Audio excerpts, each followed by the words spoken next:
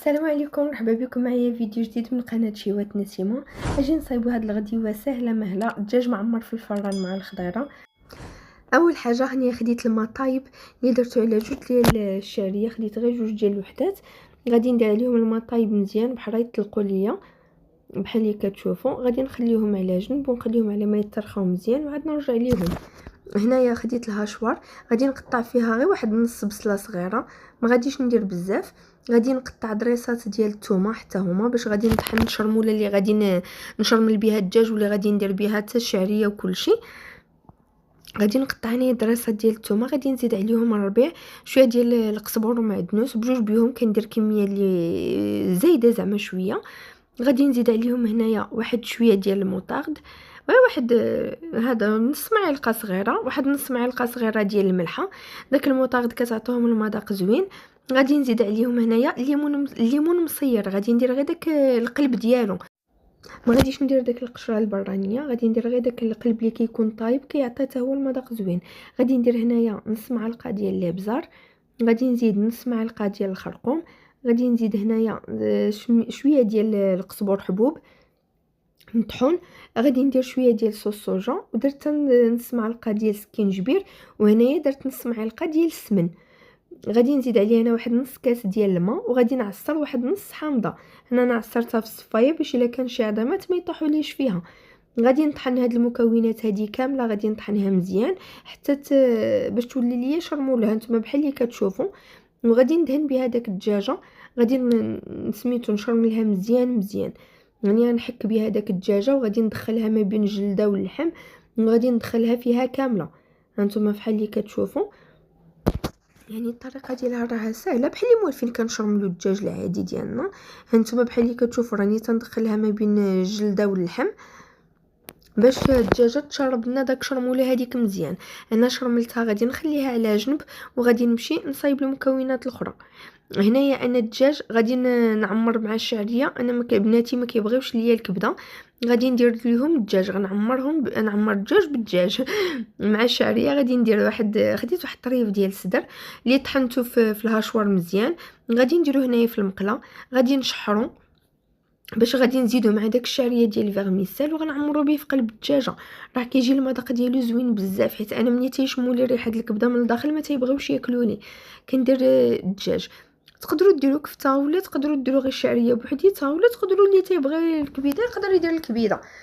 هنايا زدت عليها واحد جوج معالق ديال الشرموله اللي كنت طحنت وسميتو وخلطت داك المكونات كامله. زدت عليها واحد المعلقه ديال المطيشه ديال الصلصه د مطيشه، وعاد قطعت داك الليمون المصير اللي خديت قبيله القلب ديالو قطعته وزدته على داك الدجاج. غادي نزيد حتى الزيتون مقطع، وغادي نلوح الشعريه. هنايا الشعريه خديتها راني صفيتها، وراني هنايا كنقطعها بالمقص واحد شويه باش ما تجينيش طويله بزاف. غادي نزيدها على داك المكونات وغادي نخلطها تندمج مع داك الدجاج وداك الشرموله اللي دايرين وداك الحامض وداك الشيء اللي درنا. اللي بغى يزيد الحار يديرو، انا على حسب وليداتي صغار ما تنديروش، مع انه كيجي غزال وكيجي مبنن. المهم غادي نخلط داك المكونات مزيان مع بعضياتها حتى تجانس، وغادي نحيدها. غادي نديرها هنايا في واحد الطبسيل باش تبرد واحد شويه، وعاد غادي نبدا نعمر بها الدجاجه. خليها شويه تبرد، انا كنت مزروبه يعني غادي نعمرها هكذاك داك الساعات. غادي نعمرها مزيان بداك الشعريه هانتوما بحال اللي كتشوفوا. غادي نعمرها، ما غاديش نعمر ما بين داك الجليده اللي كتكون خاويه ما بين الدجاجه والفخيد، ما غنعمرهاش باش ما تطرطقش الدجاجه. هانتوما هنا من بعد ما عمرتها جمعت لها رجيلات ديالها بالخيط، وخديت هنايا ورق الزبده قطعت فيه واحد الطريفات ديال الزبده ودرت عليهم الدجاج، درت عليهم داك الدجاجه داك الزبده. هي فعاوت ما نديرو الزيت كندير الزبده هانتوما، وغادي ندير عليها حتى من الفوق واحد جوج طريفات ديال الزبده باش كتجي فتيه من الداخل وكتجي غزاله كتجي لذيذه حسن من الزيت. هنايا غادي نغلفها بداك ورق ديال الزبده مزيان هانتوما بحال اللي كتشوفوا. غادي نلويها مزيان مزيان باش ما تخرجش لهاش داك المريقه ديالها وداك شرموله اللي تكون فيها، باش داك الدجاج داك الماء اللي عفوا داك الماء اللي كيطلق الدجاج كطيب فيه الدجاجه باش كتجي رطبه وفتيه من الداخل، ما كتجيش ناشفه ولا شاحته. هنا غادي نلويها مزيان بداك ورق الزبده وغادي ندخلها للفران طيب. هنا نسيت الثلاجه محلوله، دايما كنساها محلوله ملي كنجبد منها هكا شي حاجه وتنخلي وكنكون كنصايب دايما كنساها محلوله. دي مقبيله وانا حتى لحقتها هنايا مقبيله في الثلاجه عندي محلوله.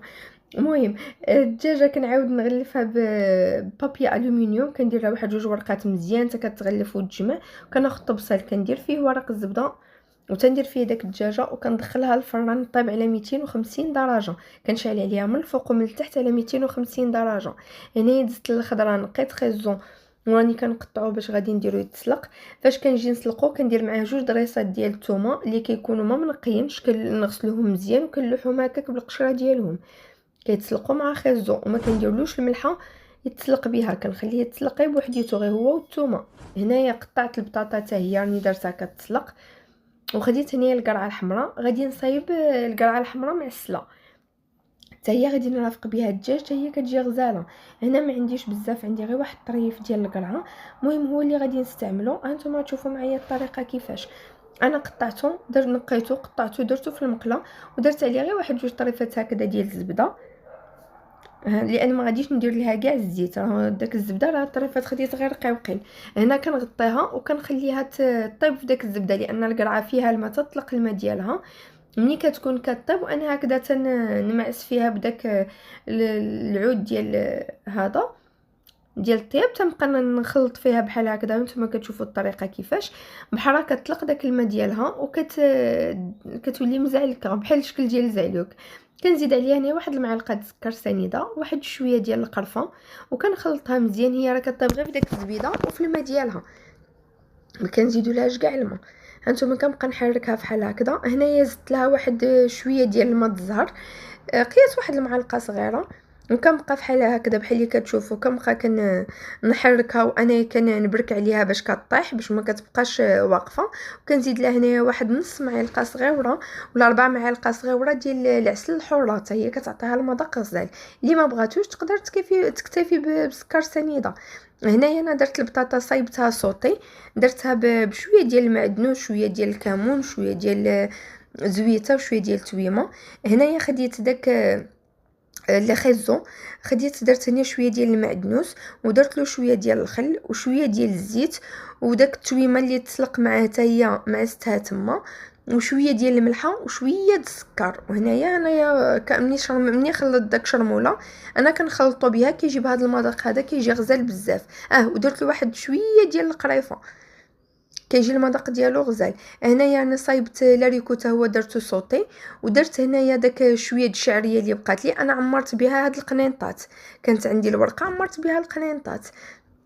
انا درتهم في الاير فراير بحال هذا يطيبوا.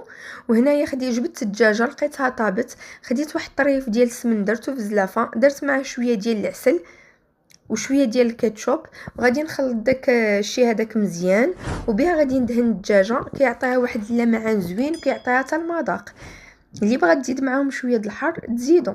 انا غادي ندهن به الدجاجه مزيان من واحد الجهه وغنقلبها عاوتاني على الجهه الاخرى وغادي ندهنها مزيان. ندخل فيها داك السمينه، اللي ما بغاش السمن يدير الزبده. انا كتعجبني السمن مع الكاتشوب مع العسل كتجي غزاله كندهن بها. هنايا ساليت راني دخلتها تحمرات خرجتها انا. مهم كنزرب في الفيديو ما بغيتش نطول عليكم. هنايا خديت الطبسيل اللي درت فيه الدجاجه، درت فيه الخضيره هكا من الجناب ودرت داك القريعه درتها في هاد زليفات صغيورين هنايا ودرت عليها شويه ديال اللوز ايفيلي. كان هذا هو الشكل النهائي ديال الطبق ديالي، راه كيجي زوين بزاف كيجي لذيذ. حتى هاد القنينطات كيعجبوهم الوليدات الصغار كياكلوهم معمرين بالشعريه والدجاج. والدجاجه حتى هي بحال اللي قلت لكم راها دجاجه كانت عمرتها معكم راكم شفتوا الطريقه. هنايا كنهرسوا بداك الحلاوه ديال القرعه كتعطي واحد المذاق غزال بزاف. انا كان عندي غير شويه داكشي علاش درتو. المهم داك ساعات من بعد ونعاود نشارك معكم الطريقه ديال القرعه وندير كميه كثيره لان كتجي زوينه بزاف وكيحماقوا عليها الوليدات الصغار وحتى حنايا الكبار. المهم كان هذا هو الطبق ديال اليوم. كنتمنى ينال اعجابكم وتجربوه. والى فيديو واحد اخر ان شاء الله وشي جديده. وما تنساونيش من التعليق ولا جيم.